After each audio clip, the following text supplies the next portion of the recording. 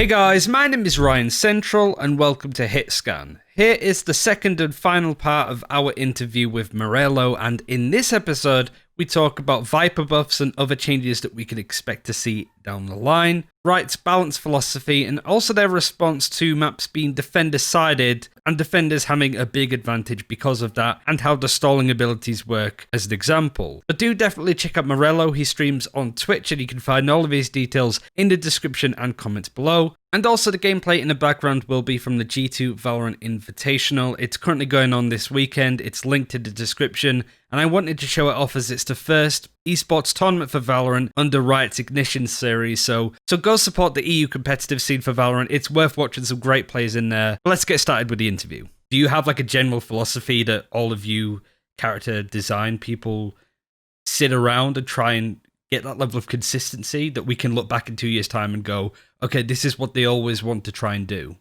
We really want to make sure what we want to preserve is basically strengths and weaknesses on characters that create choice competition. And we want to keep the identity of a character to be, and I've talked about this in the power creep conversations we've had. I think this is a huge problem we have in League of Legends. I think it's a massive problem in Overwatch. I think it's a problem in most games that have more kind of RPG style combat.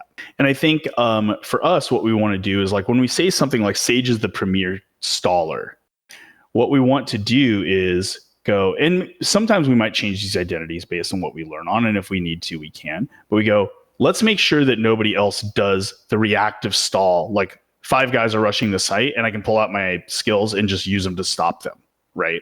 And buy my team time to rotate. We wouldn't want another character to do this to that degree. Like, they might have some stalling, but we should go, if you want the best staller, you should pick Sage. That other character who has stalling should be great at something else, and you could splash into it. You know, we have a lot of splash around there, like Jet has a little bit of, we have all sorts of value kind of overlapped and sprinkled across the roster. But the ones that are identities need to be kind of protected. Brimstone is the best at burst execute smoker. So what we wouldn't want to do is take efforts to make Omen and Viper as good at burst execute smokers. We'd want them to be other things. Oh, is that too powerful? Hey, how can we make him worse at not doing that part so that you're taking more risks, or make the window smaller for you to have to execute so it's more predictable? Is he the most predictable smoker as a weaker, or as a weakness? Those kinds of things are the ways we want to think about the balance. And so that's how it kind of comes back to Sage here too, for what we were talking about, right? Is like, hey, let's not, even though we've nerfed her stalling, let's still make sure that this is still what great stalling looks like. It's also defines why we removed the slow from Cypher's kit, because it was making Cypher a really good staller also. That was the first thing that popped into my head when you mentioned that as well, because that was really the thing with Cypher, just the whole, people pushing her. Okay, they can't destroy this trap, they can't really do anything about it, they can't really get past it either, and I'm just gonna press this button and they're just all gonna be slowed down. And that's that. Now with the game in the current state, what do you think is what is in your sights at the moment? Because I know you mentioned Viper, for example, and improving that character a bit, mostly making her just feel better to play. I believe how you worded it on your stream was kind of talking about deploying the wall in ways that made more sense and that made her a bit more effective. Not necessarily just straight out buffs, but that along with Brimstone's just smokes being so strong and difficult to push due to how hard it is to see in them and how nearsighted you are, I guess, when you're inside of them, compared to something like Omen. What's next in your guys' sights there? Is there a particular agent you're looking at, or do you guys feel fairly happy with where you're at right now? Obviously, you can't really account for the Sage nerf since it happened so recently, but yeah. Yeah, I think we're kind of in a few modes, kind of philosophically. I think we have a few characters who are underperforming that I think need to be brought up, and I think Viper's our clear example. We think Jet's getting pretty close with what I think we're seeing. But we also want to go, we just made a lot of changes, right? Like when the game launched, we did a pretty big balance patch with, the Omen update, the Jet buffs, all this stuff. What I also want to do is this is the first time all these players have new eyes on everything. We have Reyna in the game now. we kind of are just like really watching, and Twitch Rivals is another good example. Like we finally had a tournament where people are actually trying to have high stakes winning going on. That's new data too. So a lot of it is like just kind of like the maw of eating all the information we can right now, all the database information, all the player sentiment, all the stuff we see, even our own experiences, like what's happening, like what is going on here. Let's understand that. And then things like, I think we have some things, we have a kind of an idea of like things that are like on watch is like, we theorize, and I don't want to go too much into this. The next thing you know, there's a 500-page Reddit thread about how we're absolutely going to nerf or buff something. Right. One where it's like, no, we're trying to gather, we have a theory about this and we want to see if our theory is close to this or not when we actually see it, or it's going to take a little bit of time for players to unlock, and we don't want to, what feels bad is we're like, we think something's going to be too strong, so we nerfed it. And everybody's like, why? What are you doing? And so we're like, let's let players actually give a shit about this problem before we do anything about it. But let's have thoughts and things ready that we're like, haha, okay, cool. We've already done a lot of the pre-thinking and planning around this, so we'll know how to respond when these happen more quickly, or we were able to test some changes before, it was prime. So that's kind of where we're at on stuff on a lot of these. And I think Viper is the only character we're seeing right now that I think is like, ooh, can you pick her? And we have some really strong like theories of like why her identity isn't able to get out there and be used right now, that we think we can, that are pretty clear changes for us to be able to just like make her both stronger and kind of like Omen, like also just like you're going to want to play her more. Like she's just going to be better to play as and less of a pain in the ass. The Brimstone being the executable controller, that's how you would like define him. That's like his personality and role within the game. What's the ideal one for Viper? Because it feels like it's easy to understand where she could do really cool stuff, but it just isn't executable at all, it feels. Right. I think it's, Viper is about like the wall. The wall is really Viper's key strength, I feel, within everything. Being able to slice up sight lines and like cut sights absolutely in half for the entire duration of the game, or is very potent. And we've seen tunings internally with like, the top crew where that's been executed very well, but the spots are really limited in where that can happen. And there's only a couple of useful spots on the map. So even if that you can do right now, right? So even if you do that, it's really, let's say you wanted to do that, it's still not flexible enough to be able to do it on to where it gets predictable, to where she put the wall down here. Here's really their only options because they only have a few wall options.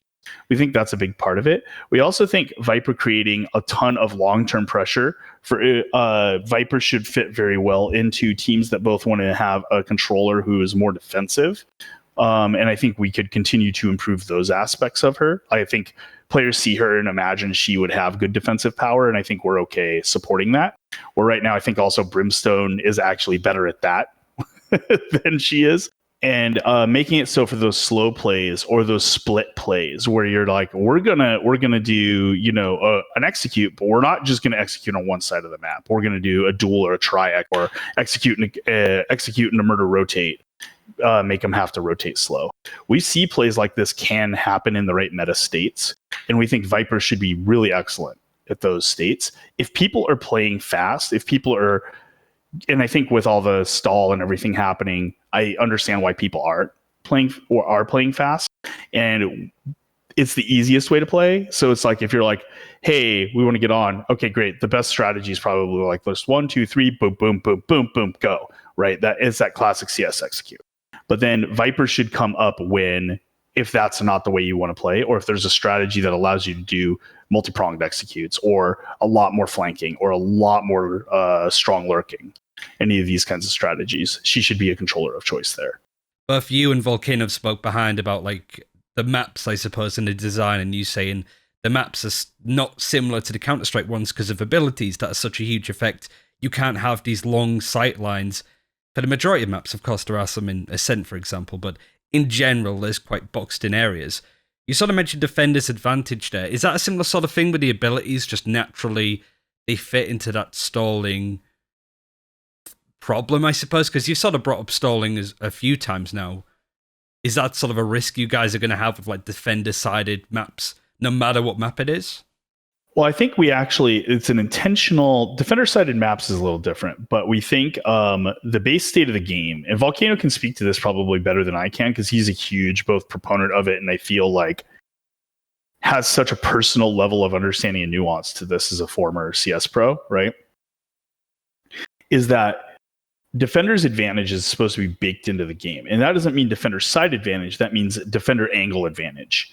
If two people go to fight with no utility and no additional context, and there's somebody watching the angle and you peek into that person, the person watching that angle should have a pretty sizable advantage in that fight. They should have a higher percentage and equal skill of winning that fight. They should be at the advantage at the start. Things like map angles and abilities try to change that percentage. They try to modify that result to where you're turning that natural defender's advantage into an execute makes it attacker advantage during that execute, right? And that's how abilities and gunplay are kind of built to work within both the game and the maps, is that stuff all comes together to say attackers have a problem. The defenders are defending, and if they peek into them, they're going to get shot. They then use their utility and skills to change those odds. Defenders use their utility and skills to gas that out. And that's a lot of the texture of the game, is trying to, kind of circle the drain with this utility and create advantageous gunfights for yourself. I know you guys know this, but it's explicit. It's something we think is actually a pillar of the design of what we're trying to make within the tactical shooters, that is true. I have a bunch of comment questions actually from our viewers. If you want to sort of go through those quickfire style, if you're right with that. Obviously, if you can't answer any, then just say pass or whatever, or I can't talk about that, sorry. That's fine. But yes, that's something you're interested in. Most of them are character design related, actually. First off, question. What is your ideal number of agents for the game? Can't answer. All right. Question. What's your favorite agent design personally? Easily Omen. I'm a mono blue Magic the Gathering player, and I just want stupid 5-head stuff that lets me try to outthink people. And so Omen's kind of the closest thing we have to that in the game right now. All right. You must love Reddit for that. Yeah. I've seen those those montages of like 5-head omens. You must absolutely love seeing that come to fruition. 100%. That's so much more accessible to me as a 41-year-old guy than Big Reyna Fragvid. Are you concerned that Breach and Brimstone icons look very similar? This got 5 thumbs up, so I guess people are concerned about that.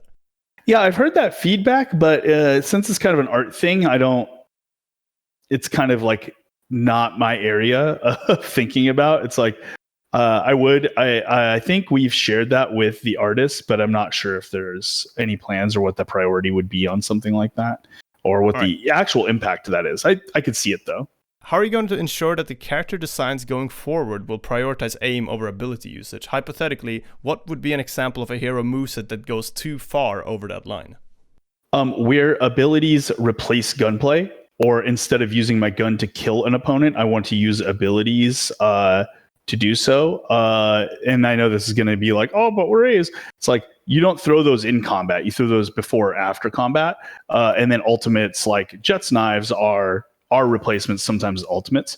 We don't worry about it breaking the gunplay as much as alone as we do the tactical loop, which is get information, make a plan, and then execute. And that loop happens both on a macro and micro level all the time in tactical shooters.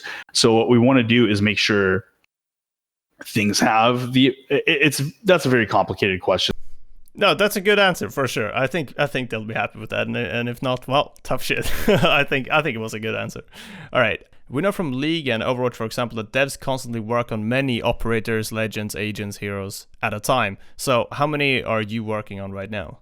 I don't expect a precise number, of course. This guy also added. Okay, more than one. Basically, it takes months to make an agent with all the art and everything coming together, not just the gameplay, and so. For example, we had to work on Reyna a lot before the game came out just to get her ready for when the game came out. So we have to have multiple in flight at the same time. So I can't say a number, but there's always a big lead time for how we're doing that. And until I kind of have a release cadence, where you're like, oh, agents come out kind of every X. I don't want to talk a lot about numbers because we don't want to commit to those numbers until they're out, just in case it's awful or something goes really wrong. And with everybody working from home, we're also a little skittish on some stuff like that.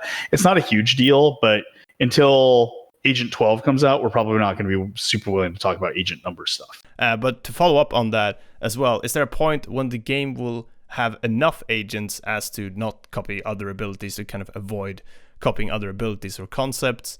And how do you feel about the current amount of agents and options you have? There probably is, but it's so far off the horizon, it's not something I'm super worried about. And we're much more okay with overlap within the ability sets than a lot of other games, because I think combining similar values and new combinations, for example, I'm just going to throw this out there. Like, I think Reyna felt pretty different than the other duelists, even though if we're talking about what she actually outputs, she has self-healing, she has a breaking utility, and she has an escape tool. You're like, if you really want to zoom out, it's like, well, Reyna's just Jet plus Phoenix, GG, Riot, suck, right? But I think it feels like it's not like that, and I think there's still a lot of design space left. We would want to make sure that we're not oversaturating the game with agents. I think this game has a lot less tolerance for it than a MOBA. Maybe even less tolerance than a game like Rainbow Six. I'm not sure. But yeah, I think we're going to be very intentional that things we add matter, and things we add are not there just to make a cool new character, but are actually like, hey, this experience is different. This value is different. First up, have you ever thought of making an agent who can copy other abilities, or are you open to that sort of thing in the future?